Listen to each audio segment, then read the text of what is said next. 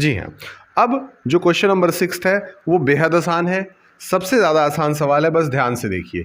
कह रहा है कि अगर if angle A and angle B, angle A और एंगल बी ये दोनों एक्यूट एंगल हैं, ठीक है, और कॉस ए की वैल्यू जो है वो कॉस बी के वैल्यू के बराबर है, तो आपको शो करना है, आपको प्रूफ करना है कि angle A is equal to angle B होना चाहिए। बहुत इजी है, बहुत ध्यान से समझिए। हम लोग बना लेते हैं एक ट्रायंगल। ये हो गया आपका ट्रायंगल, यहाँ ए रख देता हूँ, यहाँ बी रख देता हूँ, यहाँ पे सी रख देता हूँ। ध्यान से समझिए। अब हम कॉस ए निकालते हैं। कॉस ए होता है दोस्तों बी बाई एच।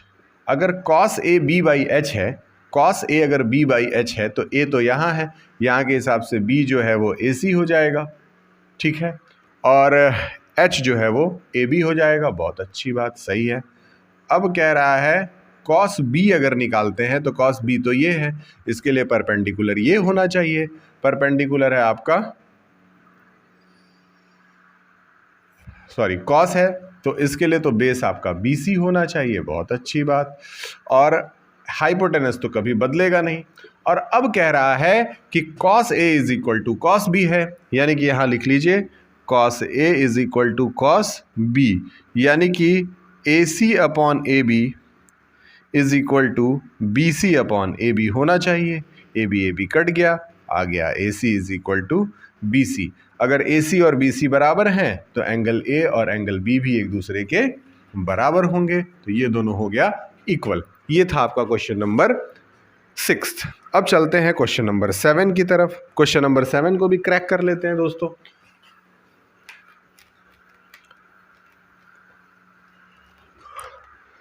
आइए देखते हैं क्वेश्चन नंबर 7 क्या कहता है। क्वेश्चन नंबर 7 कह रहा है कि अगर cot theta is equal to 7/8 दिया हुआ है तो आप प्रूफ करके दिखाइए कि 1 प्लस साइन थीटा ब्रैकेट में 1 माइनस साइन थीटा अपॉन में 1 प्लस कॉस थीटा ब्रैकेट में 1 माइनस कॉस थीटा, यानी इसकी वैल्यू आपको निकालनी है दोस्तों। बहुत सिंपल है। आइए सबसे पहले हम लोग कॉट थीटा निकालते हैं। कॉट थीटा 7/8 दिया हुआ है। 7/8 देने का मतलब कि बेस अपॉन परपेंडिकुलर पता है और हाइपोटेनस की वैल्यू हम लोगों को निकालनी है। आराम से निकाल लेते हैं। H square is equal to 7 का स्क्वायर प्लस 8 का स्क्वायर, तो H square is equal to हो गया 49 plus 64। H square is equal to 9 4 13 का 3, कैरी 1, 6 4 10 1 11, 113 अंडर रूट में आ जाता है दोस्तों। हाइपोटेनस आपको मिल चुका है। अब इसको उठा करके यहाँ पे सजाना है, तो 1 प्लस साइन थीटा है दोस्तों, तो 1 प्लस साइन होता है p बाई एच, तो p की वैल्यू यहाँ दिख रही है 8 और h दिख रहा है अंडर रूट 113। इसको एक ब्रैकेट में बंद कर देते हैं, इंटू 1 माइनस साइन थीटा यानी 1 माइनस 8 अपॉन अंडर रूट 113। बहुत सिंपल है। अपॉन लगाते हैं, भूलिएगा मत, यहाँ 113 है। 1 अपॉन कॉस थीटा है, तो 1 अपॉन कॉस थीटा का मतलब होता है 1 upon B upon H. B है 7 और एच है आपका अंडर रूट में 113। इसको बंद कर देते हैं, इंटू 1 माइनस कॉस थीटा है, यानी कि यही सवाल आपका माइनस के अंदर भी आ जाता है। इसको हम कर देते हैं बंद। और आइए a plus B A minus B, A plus B और a माइनस बी दिख रहा है, जिसकी वैल्यू होती है a स्क्वायर यानी 1 का स्क्वायर माइनस b का स्क्वायर। उसी तरह से नीचे भी आपको सेम नजर आएगा, यहां भी कर सकते हैं 1 माइनस 7 अपॉन रूट 113 का होल स्क्वायर। इसको सॉल्व कर देते हैं, तो ये आ जाता है 1 माइनस 64 अपॉन 113 और अपान में 1 माइनस 49 अपॉन 113। बहुत सिंपल है। क्रैक करते हैं यहाँ से आगे, तो देखिए इसको इससे मल्टीप्लाई कर देते हैं, 113 माइनस 64 अपॉन 113 हो जाता है, डिवाइडेड बाई 113 माइनस 49 अपॉन 113 हो जाता है। इसको और आगे सॉल्व कर दें तो ये हो जाएगा 113 माइनस 64 अपॉन 113 मल्टीप्लाइड बाई 113 ऊपर चला जाएगा और 113 माइनस 49, 113 कट गया।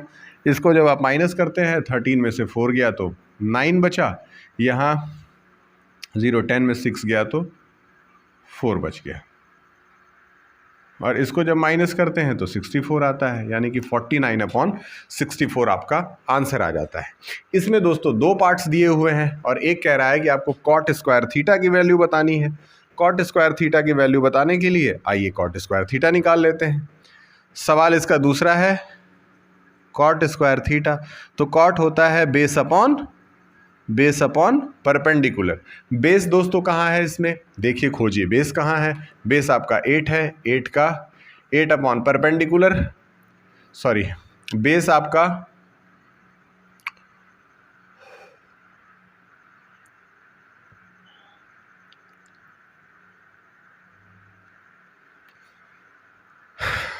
कॉट स्क्वायर थीटा निकालना है, यानी 7/8 का होल स्क्वायर सीधे कर देते हैं, आ जाता है 49/64, यानी दोनों की दोनों वैल्यूज़ जो हैं वो सेम है। और हम लोगों ने अब कर लिया है क्वेश्चन नंबर 7।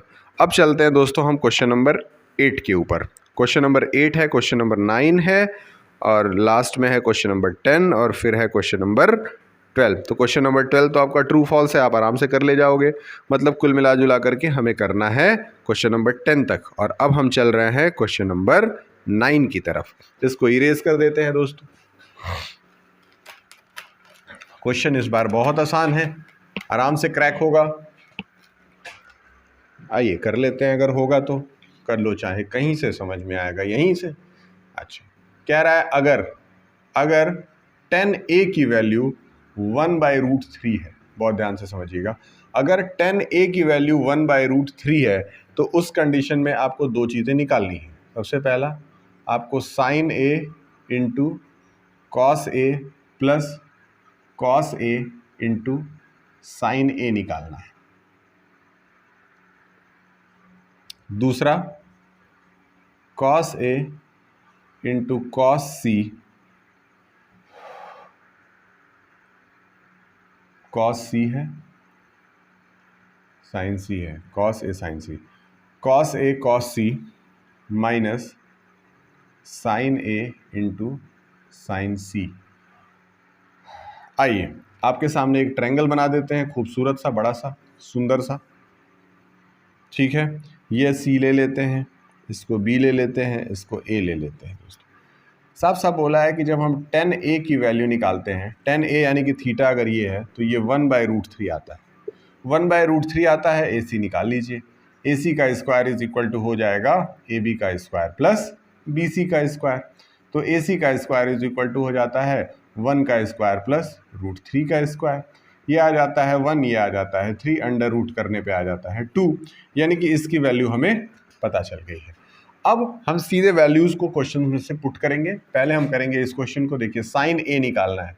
साइन a यहाँ पे खड़े होके परपेंडिकुलर क्या है 1 और हाइपोटेनस क्या है 2 इंटू कॉस c निकालना है। कॉस यहाँ है, कॉस के लिए परपेंडिकुलर ये है तो बेस ये है, और हाइपोटेनस क्या है 1/2, प्लस आपको कॉस a निकालना है। कॉस a के लिए यहाँ आएंगे, परपेंडिकुलर ये है, बेस आपका √3 और हाइपोटेनस आपका 2 इंटू साइन c निकालना है। साइन के लिए आप यहाँ आएंगे दोस्तों, साइन के लिए यहाँ आएंगे, परपेंडिकुलर और हाइपोटेनस यानी √3/2। इसको अगर हम क्रैक करेंगे तो ये आ जाएगा 1/4 प्लस 3/4, तो आ जाता है 4/4, यानी कि वैल्यू आ जाती है 1।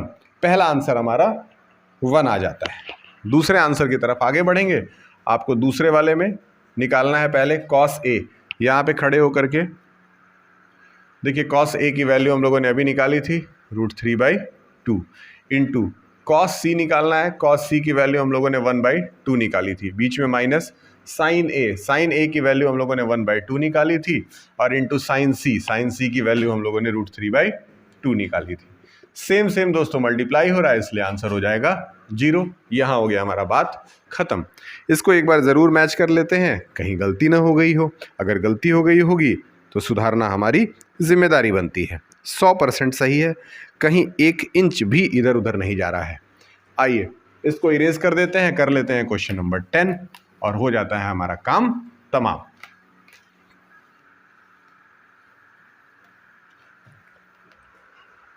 Question number 10। आइए दोस्तों, क्वेश्चन नंबर 10 करने के लिए हम बना लेते हैं अपना एक ट्रायंगल।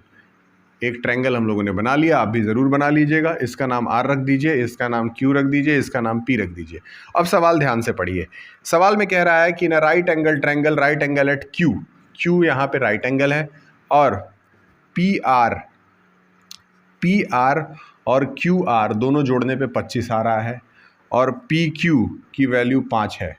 तो आपको साइन P की वैल्यू बतानी है, कॉस P की वैल्यू बतानी है, और tan P की वैल्यू बतानी है। ये 3 वैल्यूज़ आपको मैं अभी बताऊंगा, बहुत ध्यान से समझिए।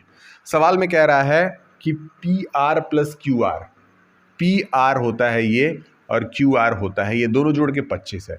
अगर ये x हो गया तो ये हो जाता है 25 माइनस x, ठीक है। PQ जो है वो आपका 5 दिया हुआ है। आइए इसको पाइथागोरस थ्योरम लगा करके पहले x की वैल्यू निकालते हैं। पाइथागोरस थ्योरम लगाए तो 25 माइनस एक्स का होल स्क्वायर हो जाता है, इज इक्वल टू इधर x का स्क्वायर प्लस 5 का स्क्वायर हो जाता है। 25 का स्क्वायर होता है दोस्तों 625, प्लस x का स्क्वायर और माइनस 50x, इधर आ जाता है x का स्क्वायर और ये हो जाता है 25। x का स्क्वायर कट जाता है, माइनस 25 इसको उधर बुला लेते हैं, तो ये आ गया आपका 625 इज इक्वल टू 25, माफ़ कीजिएगा इसको इधर बुलाते हैं, तो 625 माइनस 25 हो जाएगा और उधर जाके 50x हो जा रहा है। ये गया आपका बचा 600 को आपने 50 से डिवाइड कर दिया x निकालने के लिए, 0 से 0 काट दिया, ये आपका 12 बार में कट गया, यानी x की वैल्यू आपकी क्या आ गई 12। तो यहाँ पे अगर 25 में से 12 घटाएंगे तो टोटल हमारा क्या आ जाता है 13। अब बहुत आसान हो गया, साइन P निकालना है। साइन P निकालने के लिए हम करते हैं P/H। परपेंडिकुलर यहाँ से क्या है 13, और H क्या है दोस्तों, सॉरी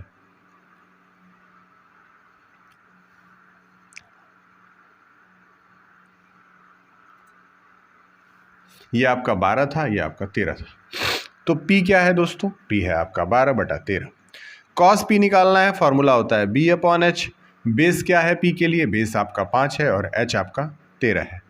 हमको tan P निकालना है, tan का फॉर्मूला होता है परपेंडिकुलर अपॉन बेस। यहाँ के लिए परपेंडिकुलर क्या है 12 और बेस क्या है 5। ये हो गया हमारा एक्सरसाइज 8.1। 8.1 हो गया कंप्लीट। अगले वीडियो में 8.2 कंप्लीट करेंगे, मेहनत करेंगे, जान लगा देंगे।